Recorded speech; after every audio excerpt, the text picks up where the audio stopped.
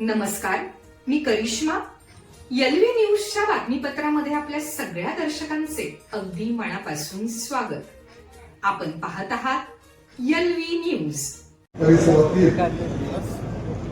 पाणी योजनेच्या ज्या अडचणी आहेत त्याचा आढावा घेण्यासाठी या ठिकाणी उपस्थित असलेले राज्याचे ज्या खात्याचे मंत्री आदरणीय आमदार विखे पाटील साहेब, राधाकृष्ण विखे पाटील साहेब, त्या ठिकाणी उपस्थित असलेले गोपीचंद पडळकर साहेब, रोहित दादा, या ठिकाणी उपस्थित असलेले माझे आमदार, या परिसरामध्ये काम करणारे सगळे प्रमुख, सर्व एक्झिक्युटिव्ह डायरेक्टर पासून सगळे आमचे इरिगेशन खात्याचे सर्व अधिकारी कर्मचारी, उपस्थित बंधू भगिनी आणि तरुण मित्रांनो,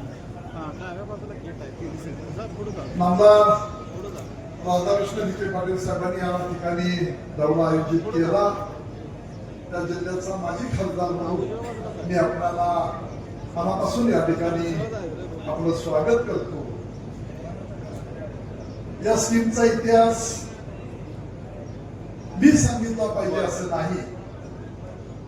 टेंबू योजना कोणत्या मंत्रालयामध्ये यायला मानूरगड बोगद्यामध्ये किती वर्ष अडकली आणि मग आपण ती नागरच्या ओढ्यामध्ये आणून किंवाच दुधेवाडी तलावापर्यंत महाप्रयत्नातनं ती पोहोचवली.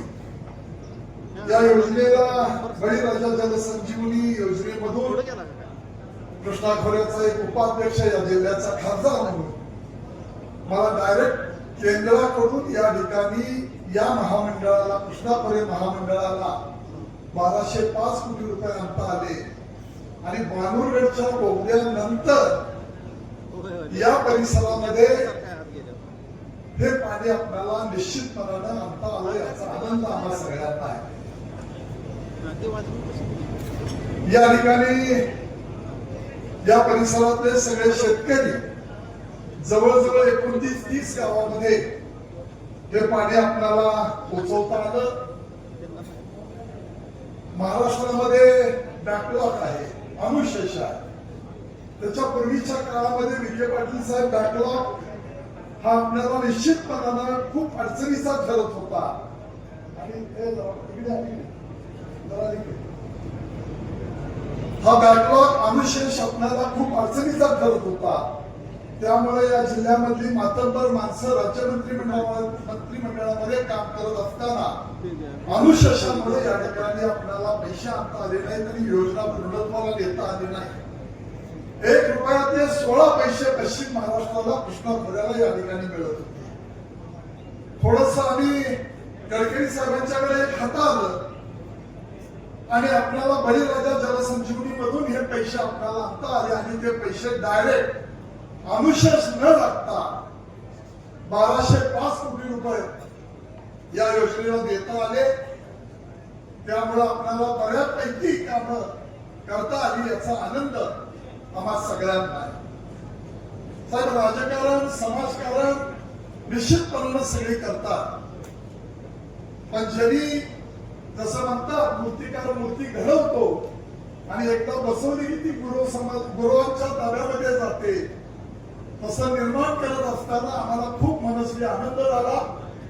कधी आम्ही त्याच्या जाहिराती, कधी त्याचे सोशल मीडियावरचे व्हिडिओ, अशा अनेक बाबी या ठिकाणी आपल्याला सांगता येतील, ते करत बसलो नाही. पण परमेश्वर कृपेने तुमची दुआ, तुमचे आशीर्वाद आमच्या पाठीशी आहे. त्यामुळं त्या भावनेनं केलेलं काम कधी आम्हाला कुठल्या परिस्थितीमध्ये लोकांच्या श्रेयवादामध्ये जावं ही भूमिका निश्चितपणाने आम्ही घेतली नाही. मनापासून तुमचं स्वागत करतो. या ठिकाणी वेळ दिला, राहिलेल्या अडी अडचणी कामं या ठिकाणी निश्चितपणाने पुढे जातील, त्याला गती येईल हा विश्वास या ठिकाणी व्यक्त करतो आणि या ठिकाणी थांबतो. जय हिंद, जय महाराष्ट्र. धन्यवाद काका. यानंतर मार्गदर्शन करण्यासाठी चालू घडामोडींचे अपडेट्स जाणून घेण्यासाठी आपल्या एलव्ही न्यूज चॅनलला सबस्क्राईब जरूर करा, लाईक करा, शेअर करा व कमेंट देखील करा. बेल आयकॉनवर प्रेस करा व नोटिफिकेशन्स मिळवा. पाहत रहा फक्त LV न्यूज. मुख्य संपादक विलास उत्तम लोखंडे.